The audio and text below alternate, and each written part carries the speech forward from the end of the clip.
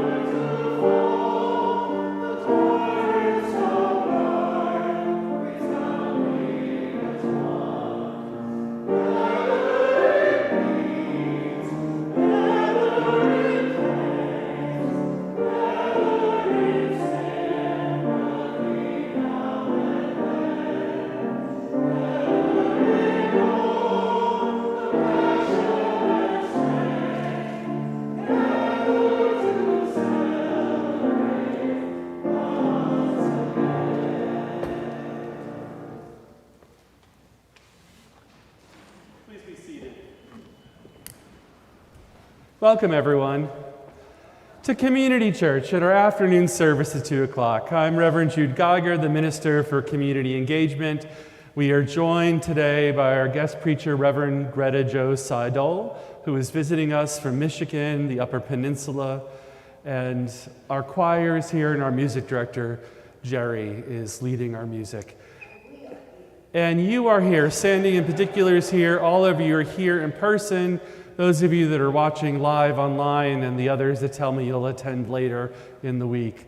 We really do. We've got ministers watching this, educators late in the week, and this week in particular, a special guest to all our visitors remotely across the globe that are here for Greta Jo Seidohl. And I want to say that we also welcome all ages here. Laughter, running around, skittering is great. And if you're interested in our religious education program, it gathers through those doors behind the choir up in the loft. And I was fascinated to see this morning at our RE newsletter that we also have a lending library. So if you're interested, you can come as early as 1:50 for those books. Welcome. We gather together this hour as humanity has since the dawn of time. To come together in story and song, we make sacred this hour through our commitment together. Welcome, and let us sing our chalice lighting. Rise up, O flame.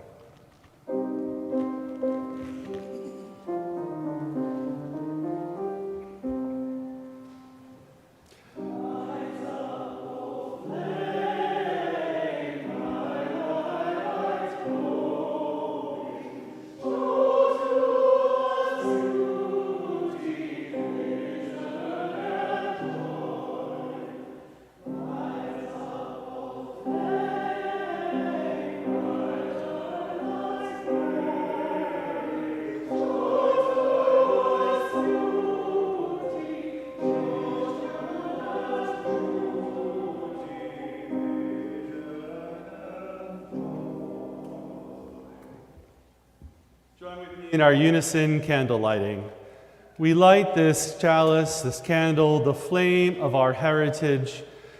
May it ignite hope in our lives, in our community, and in the world.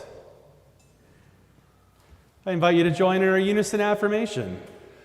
Unto the Church Universal, which is the depository of all ancient wisdom and the school of all modern thought, which recognizes in all prophets a harmony, in all scriptures a unity, and through all dispensations a continuity, which abjures all that separates and divides and always magnifies harmony and peace.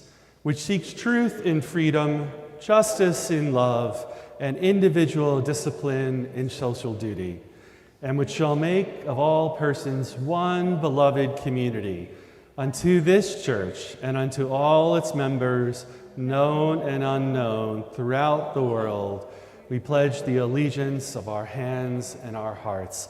And it is in this spirit that I invite you to build the beloved community week by week, day by day, and welcome your neighbor, greet them.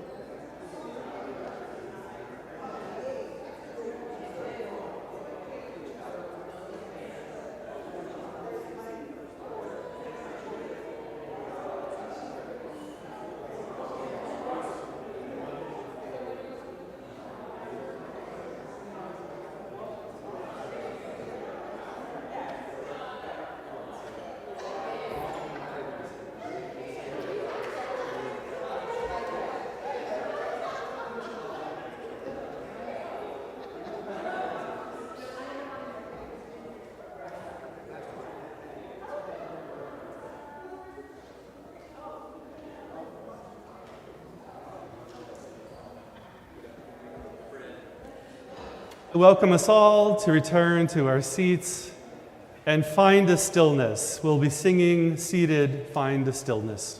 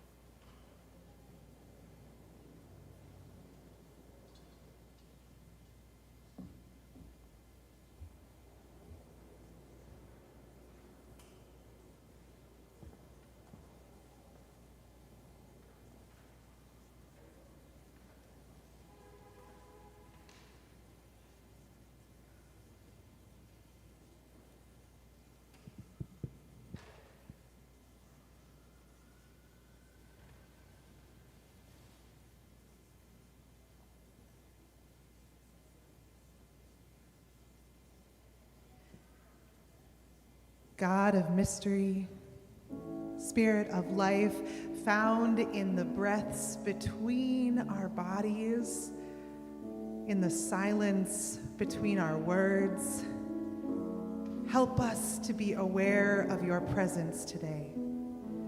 Quiet our minds and calm our bodies so that our hearts might reach out to one another in the spaces betwixt and between as we mingle song and silence.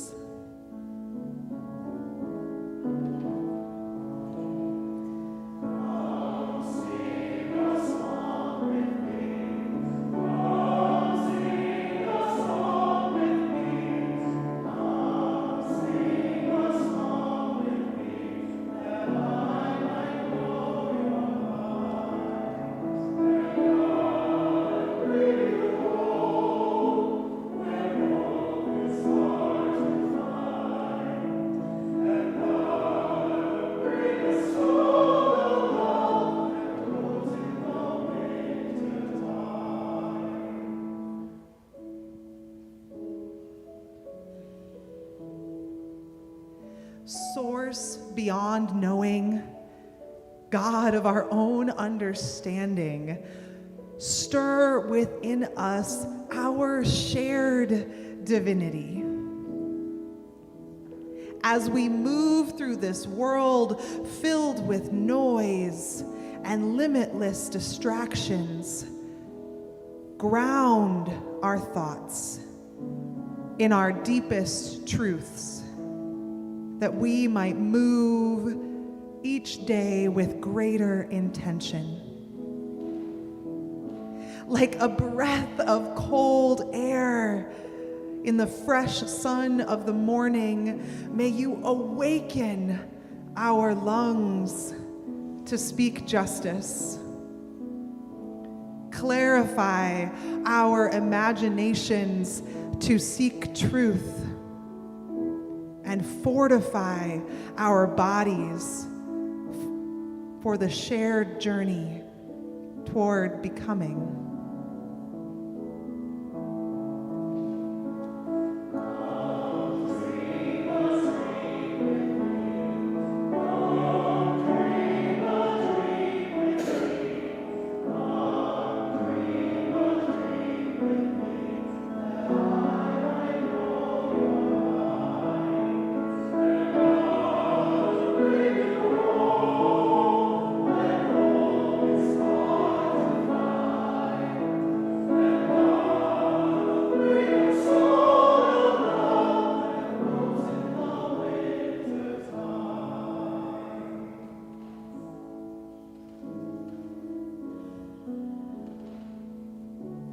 Nurturing Creator, cosmic caretaker, blanket us in your tender care.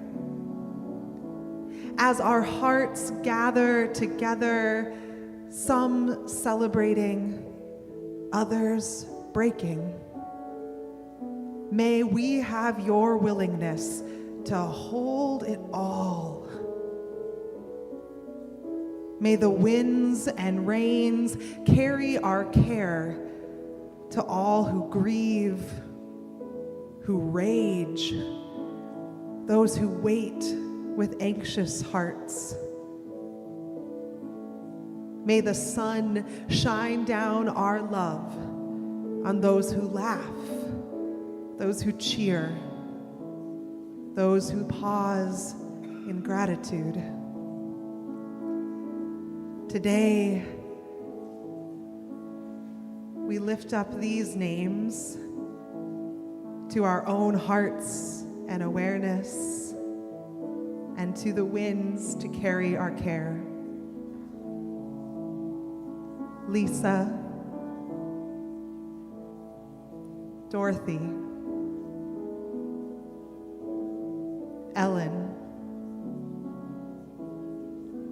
Joel,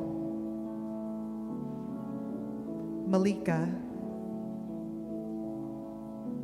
Adrian, Darnell.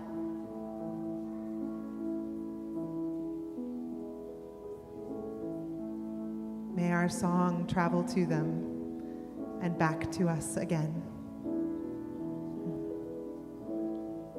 Blessed be. Amen.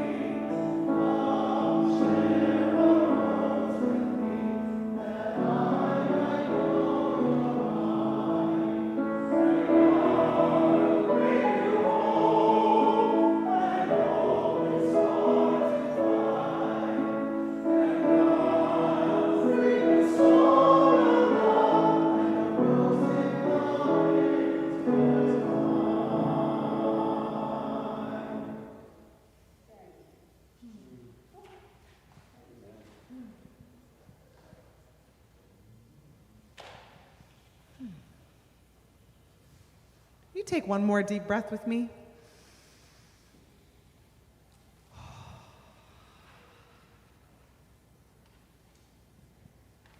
Good morning, beloveds. Good morning. It's good to be with you. Thank you for having me here. As Reverend Jude mentioned, I live in Michigan, but I have a couple of connections to this part of the world. I had the honor of doing my internship under Reverend Jude Geiger at the Huntington congregation, and so was a part of the Metro New York district during that time. And one of the first UU churches that I would have called home was First Unitarian Society of Brooklyn. So it's good to be back in New York City. So my story today is a personal one that I promise fits with the theme, but I will also admit to a little bit of selfishness in telling it. You see, it takes place right after the last time I set foot in New York City before this weekend. I will admit that my household was one of the COVID flight folks. I know, you can moan and groan at me about it, it's okay. See, I did my internship here, and I had finished my internship. I'd passed the MFC. I was searching for a congregation, and I had dragged my household along with me for a vacation/job search situation. And we were in Florida when we received word that LaGuardia was closing. And so what started out as a 10-day vacation turned into a whole new chapter of our lives. And I had not been back in New York City since then, until this Friday. Because we went, instead of coming back here to New York City, to my parents. And I grew up in the Upper Peninsula of Michigan, which if you don't know where it is on a map, that's okay. The Yoopers like it that way. But if you can picture where Lake Superior is and go just a little bit south, that's where you're at. And my parents live on 40 acres, and when we arrived there in March of 2020, it was still winter. Remember the part where I was in Florida before I got there? Yeah, okay. So we had left New York City. New York City spring was in the air in March. And then we went to Florida and packed appropriately. And then we got to the UP and there was still 1.5 feet of snow on the ground. And COVID was happening. And it was a mind meld moment of what are we doing? And so, like many of us in those first few weeks, when we thought it would only be a few weeks, decided on some new habits. And my household and nuclear family of origin, we decided we were going to go outside every day. Because that was a privilege and a luxury that we had, that we knew many of our beloveds across the world dealing with COVID didn't. And so we went out in the snow in March.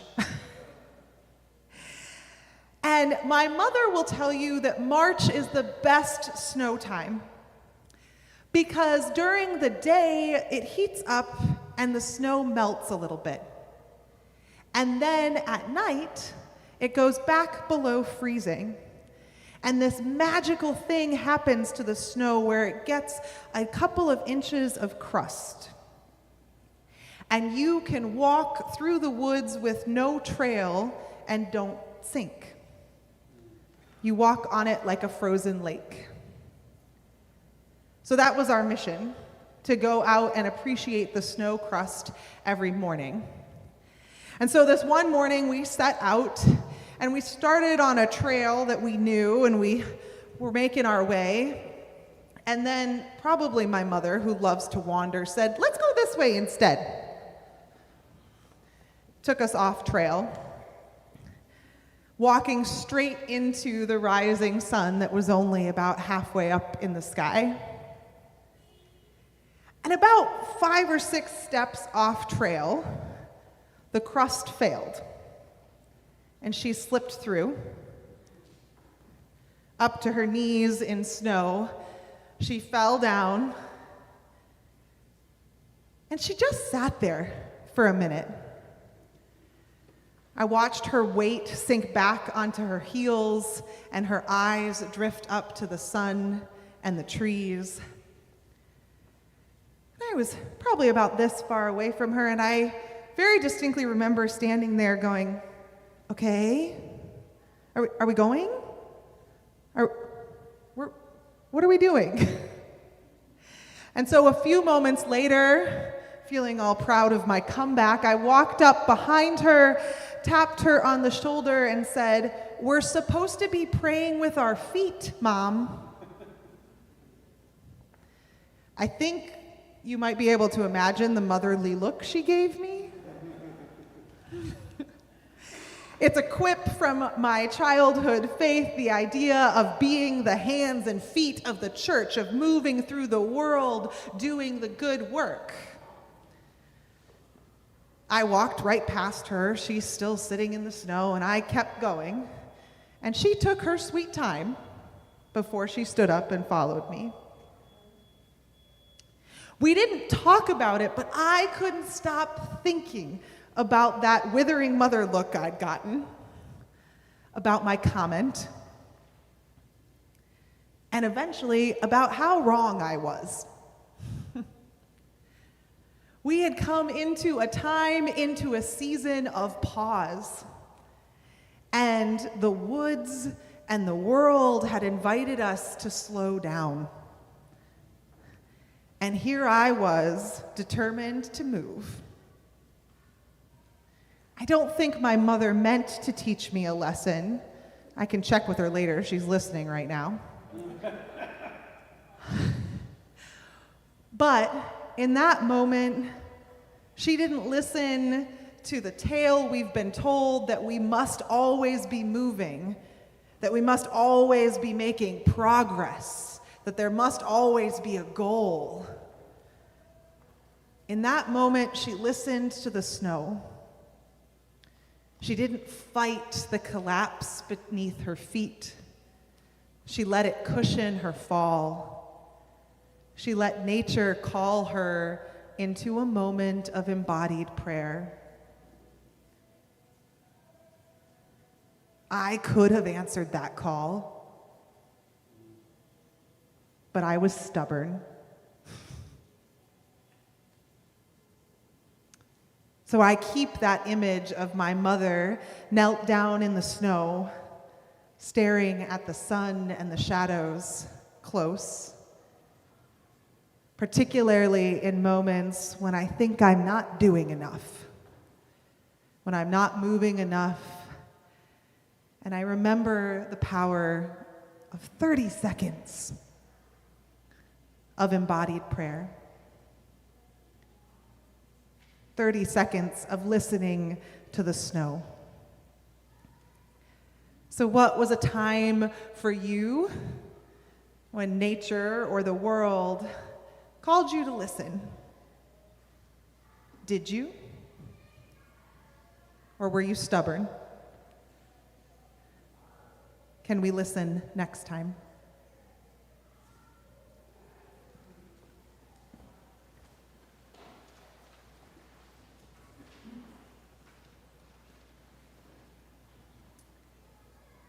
We get to sing now, right? Cool. I invite you to rise in body or in spirit and join in singing hymn number 55, Dark of Winter.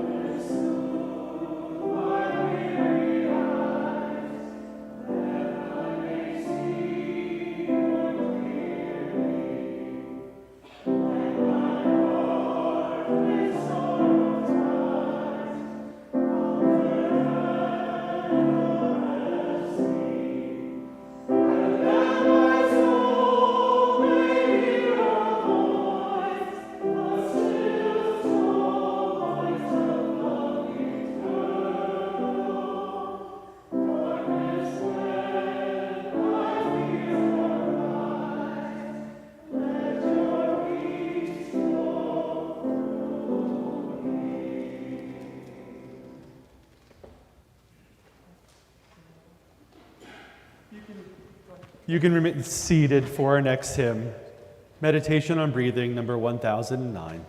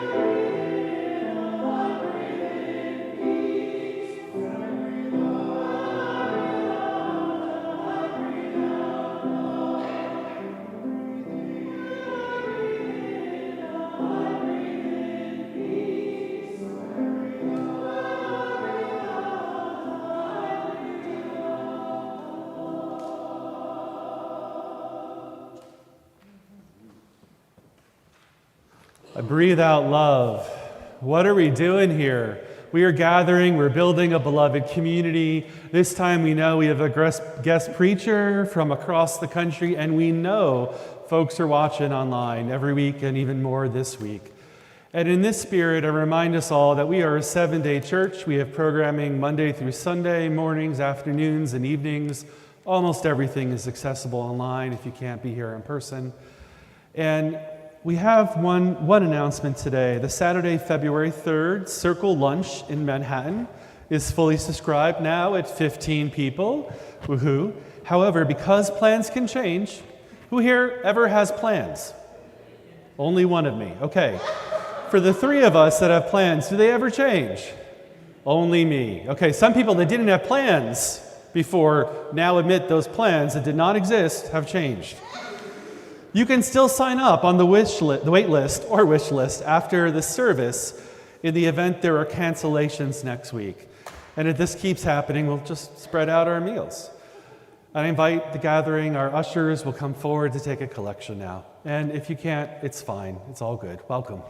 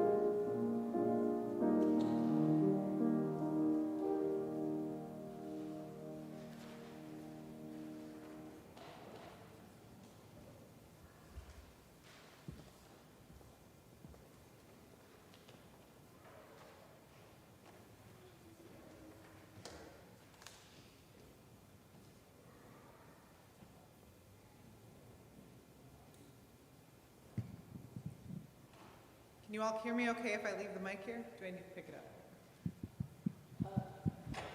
I'll pick it up. I can pick it up.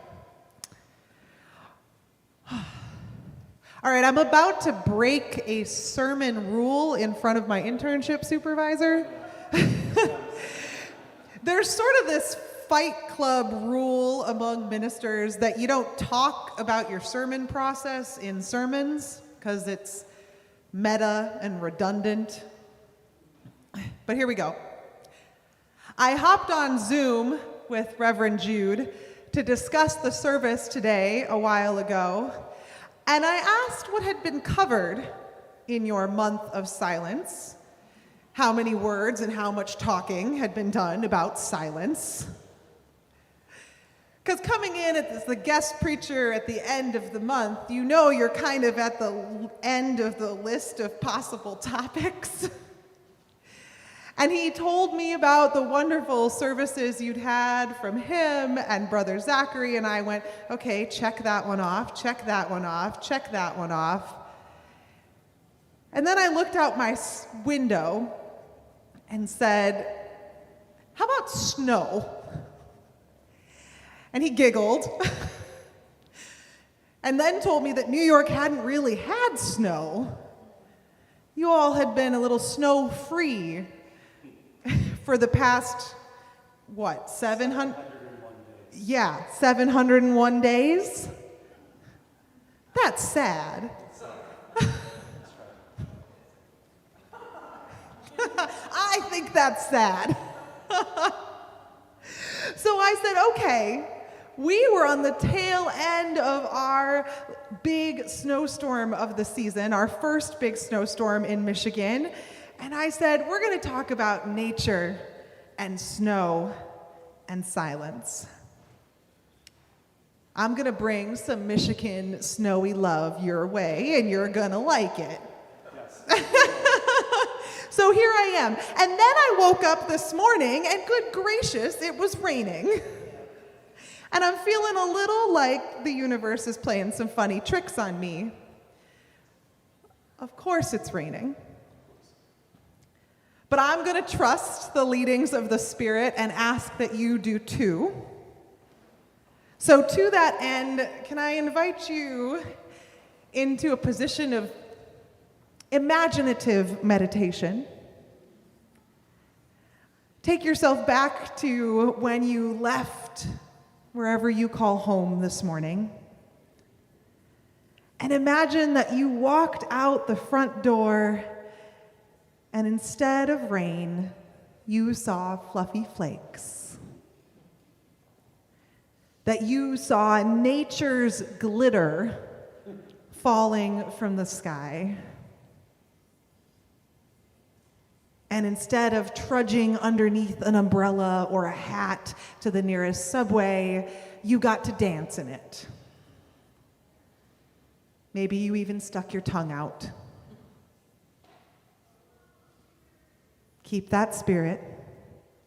Here we go.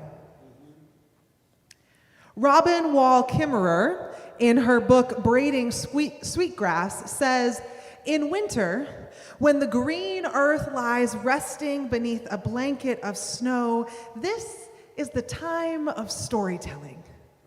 The storyteller begins by calling upon those who came before, who passed stories down to us, for we are only messengers." So for this sermon today, the lessons in it come not from ivory towers or theological tomes, but in the form of stories, mostly my own. Stories from my upbringing in a land of snow, where I can now translate experience into words about what winter might be saying, even in silence. So if it isn't clear already, I love winter. I treasure snow.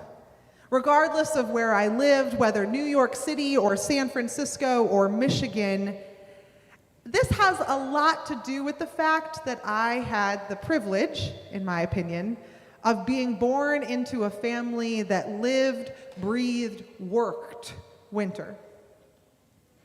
And it gave me the gift of a deep and profound appreciation for the coldest months of the year. To be clear, the Upper Peninsula of Michigan is higher, further north longitudinally than here. And when I say that it has a lot of winter, I was told growing up that winter lasted 9 months. Who shivered when I said that? That's more than all of the other seasons put together. And so the lesson was that you might as well learn to love it, because it was going to stick around for a little while. And if you couldn't love it, you necessitated that you learn to understand it. See, the cold and the snow, they speak a different language than sun and heat. I know many friends who were taught to respect heat. They were taught to have a relationship with heat, but they were not taught the same about snow or ice, of shadow and cold. It's a different language. And if you don't know it, it's understandable to feel a little callous, give a cold shoulder towards the winter. So I'm hoping to share a little of the language of snow. Does anyone here remember a movie called The Snowman? It was an animated film. I see some nods. Yay. Okay. For those who don't, here's a brief synopsis. It had words and music by Howard Blake and was originally a book and then narrated by Bernard Cribbins. It's the story of a child who awoke to accumulating snow outside. The child quickly runs out, gets ready to go, and starts reveling in the arrival of white, fluffy flakes. First making giant monster footprints, climbing a tree and shaking the snow off, and finally building a snowman. Later, after the child has gone back inside, they look out to discover that the snowman has moved, that the snowman is waiting for them. The child goes back outside in their bathrobe, and the snowman grabs their hand, and they begin to run through a snowy white field. And as they run, their feet separate from the snowy ground, and suddenly they are flying, gliding over the surrounding scenery. At this point, the film becomes a silent movie. There's music, but no commentary, no conversation between the child and the snowman. There's merely the scenery and their observation of it. And because you know intellectually that there's no soundtrack to real life, you're led to imagine that the snowman and child are flying in blissful silence over and through this snowy scene. As far as I can recall, it is the only movie I ever requested as a child that didn't involve dialogue and flashy transitions. And that's not surprising to me that also involved a deep and artistic appreciation for snow. As a child, it felt accurate in a way that I couldn't put words to. And as an adult, it feels like a striking commentary on the reverent and reciprocal nature of the relationship between snow and silence and wonder. If we are willing to pause, to quiet our internal and external dialogue long enough to listen to the unique sound of snow. Catherine May wrote a book called Wintering that was all the rage in Michigan last year. I don't know if that made it here to New York City. But in it, she says, snow creates a liminal space, a crossing point between the mundane and the magical. It's not just a storytelling and spiritual level that snow and silence go together, though. For the scientists tuning in, there is a scientific correlation as well. In a paper from Michigan State University Extension, Melissa Elish says, snowflakes' crystalline structure has open space. And that open space acts as a sound buffer that actually measurably reduces noise. Sound travels faster in warmer conditions, so the combination of cold and the crystalline structure, that's the change you can hear. When snow begins to melt or other things impact the snow, the change happens yet again. In fact, ice doesn't have the same effect as freshly fallen snow. Freshly fallen snow has a unique and measurable scientific effect on sound in the surrounding world. Think about it in contrast to rain. Before I even opened my eyes this morning, I knew it was raining.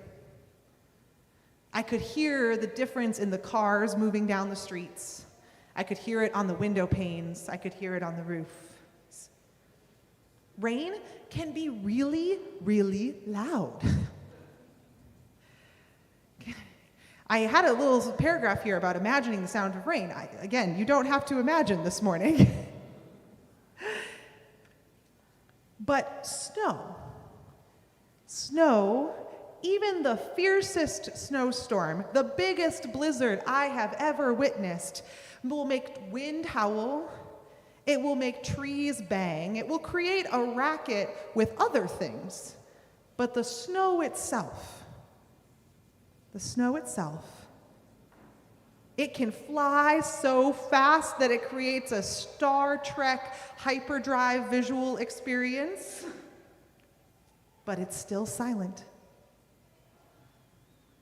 There can be so much of it that it's no longer a snow globe and instead makes you question if Hoth from Star Wars is real, and it's still quiet. The only time I know snow to make a sound is when it's already been acted upon by another force, such as my story earlier about the crust in spring. So, what about a lack of snow? What does a lack of snow do? I'm very aware that nature lessons are dependent on where you live and what you live beside, but my Instagram algorithm even knows that I live in a place with 4 seasons. Because lately I have been getting things in my feed that say, nature doesn't always bloom, why should you? Or versions thereof. Now, if you come from a warmer climate, I don't know how your flowers and your fauna work, and we'll have to have a conversation about that another time. But here in New York City, or back in Michigan, there is a fallow period. Winter is a call to calm, to lie fallow. And snow is often that call's enforcer. It's not a bullhorn announcement or the spectacle of a burning bush. It's more the undeniable power of calm amidst chaos, of silence among sounds. It's more like that silent but dagger-sharp look from a parental figure calling a child's attention away from an unsafe activity. Or the magnetic presence of a person who chooses to be still and close their eyes in the middle of a bustling city sidewalk. And when that presence, that force, that call is expected, but missing, things are thrown off balance. This year I went back to the Upper Peninsula with my family of origin for Christmas, and there was likewise no snow on the ground. There are multiple reasons this is weird and even disturbing. On an existential level, I can't help but think about climate change. That's a whole other sermon I'm sure Reverend Peggy's got under control. On a personal level, my whole family found it hard to settle into our winter rhythms. There was no reason that we couldn't move slower, that we couldn't maintain the traditions and rituals that we longed for during that time.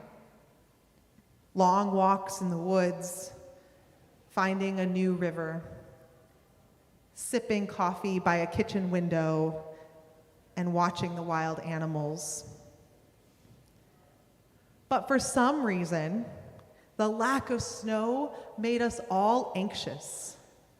Like the warmer temperatures meant that the molecules in our emotions were still vibrating too fast, waiting for that calming effect of cold. And it wasn't just us. It was clear that the lack of snow had had an effect on the natural world on a hyper-local scale. We did eventually get back in the woods, and we were bustling around in the trees here and there, and we came upon what we call a grandmother pine. Grandmother pines are these big, enormous, untouched pines with lots of baby trees all around them. And if you get past the babies and to the grandmother, you will notice that her lower boughs have raised up.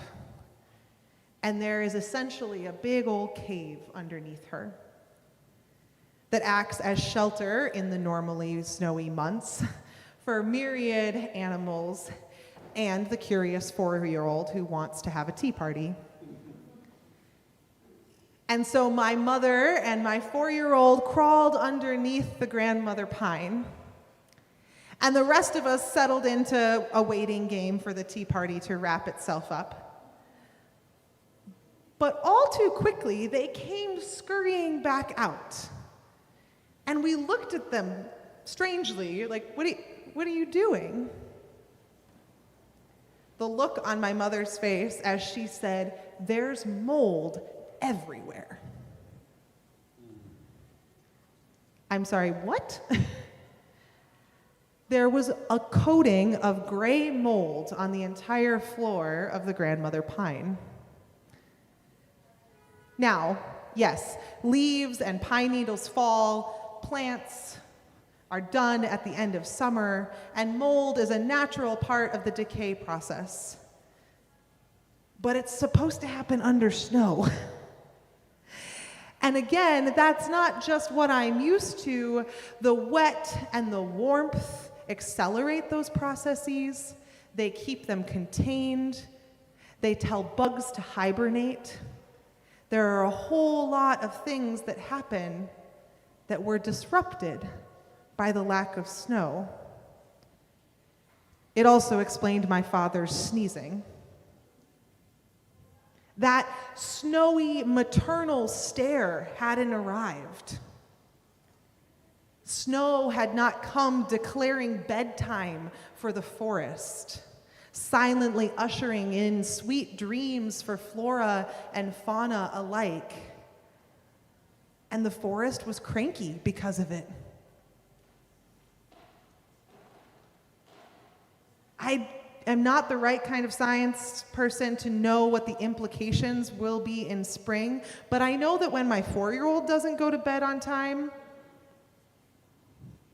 there are some ripple effects.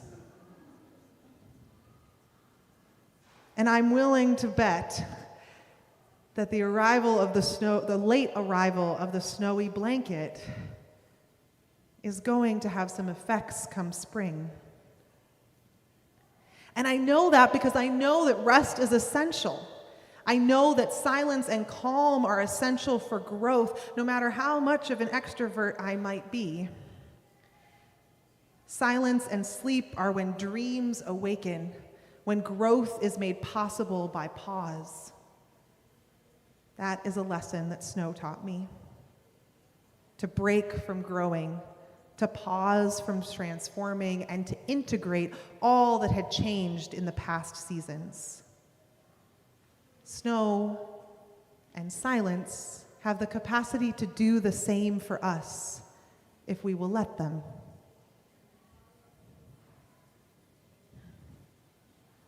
How can we invite that rhythm into our own lives, to consciously reorient our attention to nature's winter rhythm?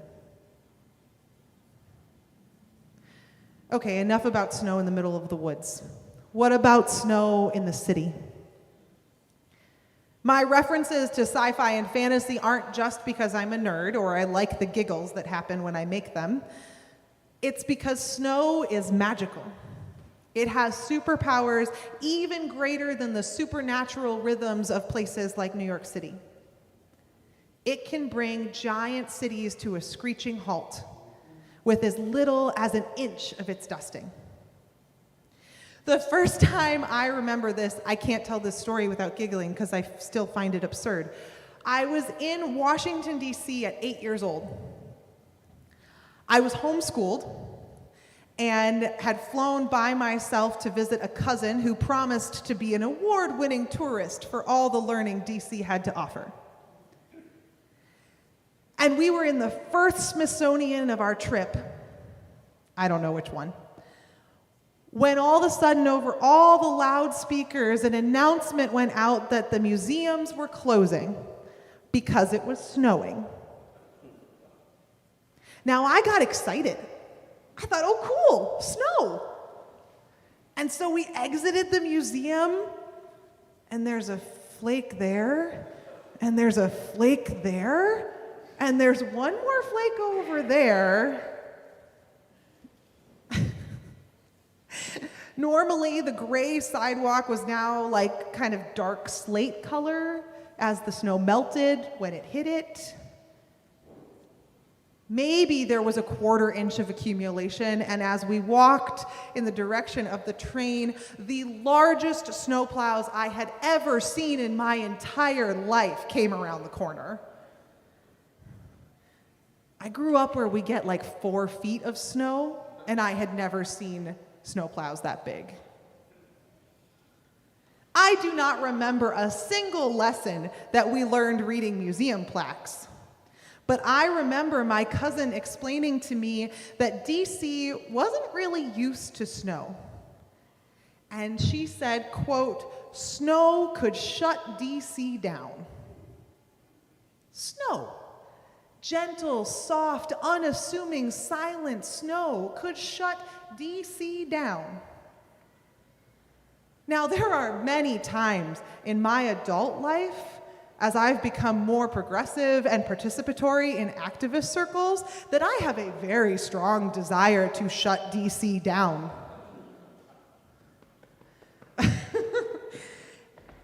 But I have yet to see a way that activist communities can use snow as their tactic of choice.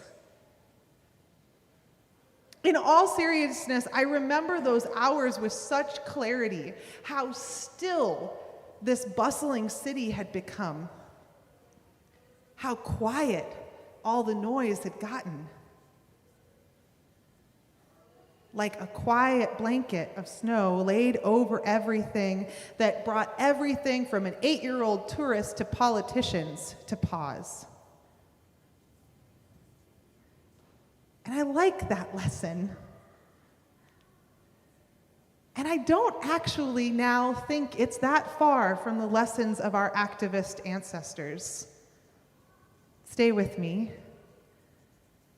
One of the often discussed characteristics and perhaps overly wrought metaphors around snow is the idea of individuality and collective impact.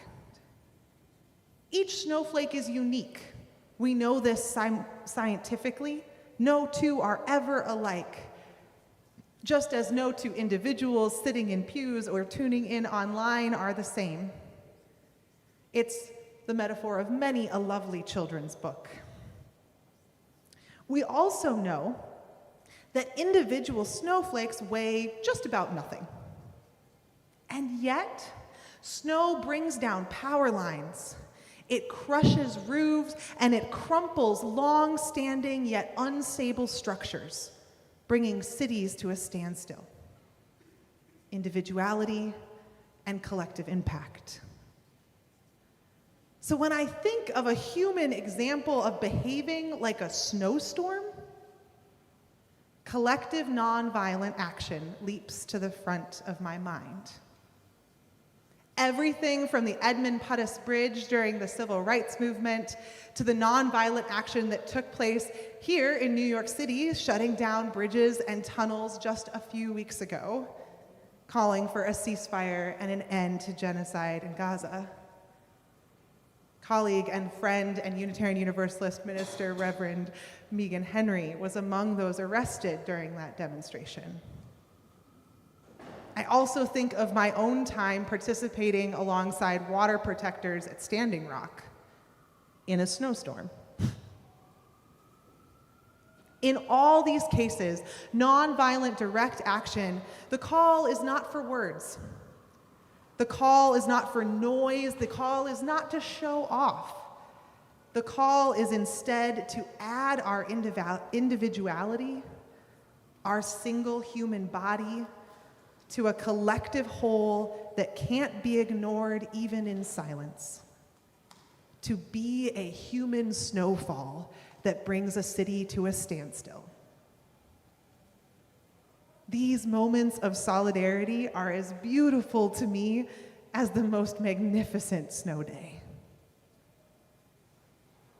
And I wonder what would happen if we brought the same wonder and curiosity that we might to nature, to our collective becoming. So the silence of snow allows us to rest and reset. but it also allows us to bring ourselves into alignment for what we can envision next. We calm our bodies and quiet our minds so that we bring our deepest values to the forefront, so that our collective actions might speak volumes without a single word. So regardless of the weather outside today or tomorrow or the rest of the winter, I want you to welcome the sound of snow into your heart, so that the lessons of silence might make themselves known in your life. Happy Snow Day, beloveds. May it be so. I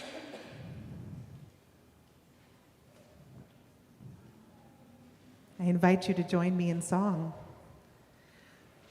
1003, Where Do We Come From?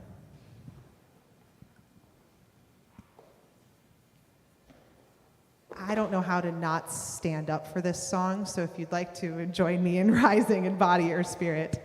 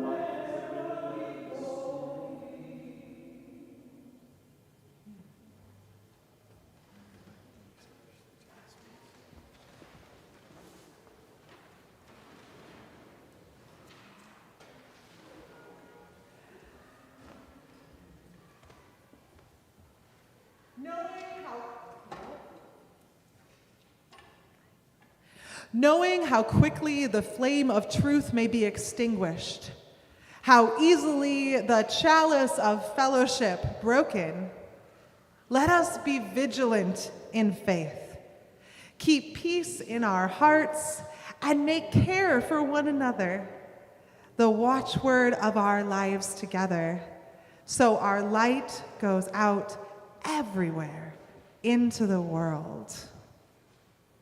Oh, beloveds, go out into the world today carrying the light of our shared Unitarian Universalist faith.